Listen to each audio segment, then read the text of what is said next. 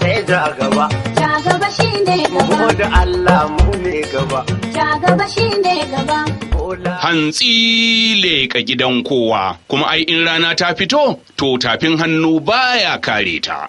Idan ana buƙatar jagora na siyasa a ƙasa irin tamu ta Najeriya, musamman a wannan ƙarni na mulkin demokradiyya, ana buƙatar wanda ya tarbiyyantu bisa aƙidun raye ƙasa da gina al'umma. Kuma ana buƙatar wanda ya san buƙatu da muradun 'yan ƙasa, wanda kuma ya san makamar aiki, wanda da zaran Allah ya ɗora shi kan madafun iko, to aiki kawai zai fara, saboda tuni ya dasa zakakuran mataimakan da ya rena kan cika aiki na shugabanci da tabbatar da nasara a dukkan abin da aka sa a gaba. To idan irin wannan mutumin ake bukata, a wannan lokacin da muke shirin shiga zaben ƙasa baki ɗaya, to ana iya cewa abin nema ya samu, domin idan magana ake na wanda ya laƙanci ladduba da shika-shikan jagoranci, ya kuma san hikima da dabarun gina ƙasa, sannan ya iya tattakin hangen nesa, to kenan ana magana ne akan Asiwaju Bola Ahmad Tinubu. Bola Ahmad Tinubu, wanda a yau yake taka takarar kujerar shugabancin ƙasa a inuwar jam'iyyar APC, ba shi buƙatar dogon gabatarwa ko kwatance ga 'yan Najeriya.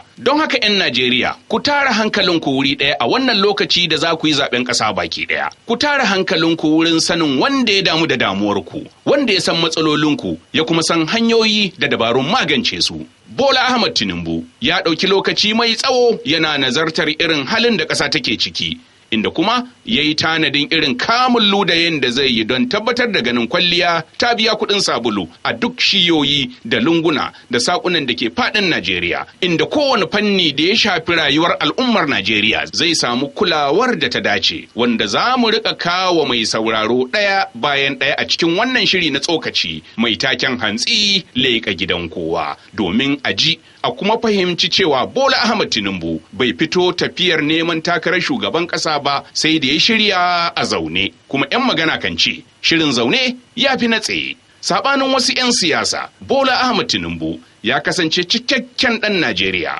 wanda yake tamkar ɗan gida a kowace jiha da ke faɗin ƙasar nan, domin ana jin ɗuriyarsa a dukkan ƙananan hukumomin Najeriya baki ɗaya. A nan shiyar arewa kuwa, al'umma cewa suke, ai Bola Ahmad Tinubu asalin ɗansu ne da ya ƙaure ya koma kudu, suke ma kiran shi da Ashiru Bala Tanimu, wanda dukkan wannan na nuna karɓuwa da soyayya ce da jama'ar arewa ke nunawa ga tafiyar Bola Ahmad Tinubu a kaka'ar zaɓe mai zuwa. Idan haka ya samu, to ba shakka Najeriya za ta koma kan turba da martabar da aka santa da shi, ta zamo tamkar ranar da ta fito wacce tafin hannu ba zai iya kare ta ba.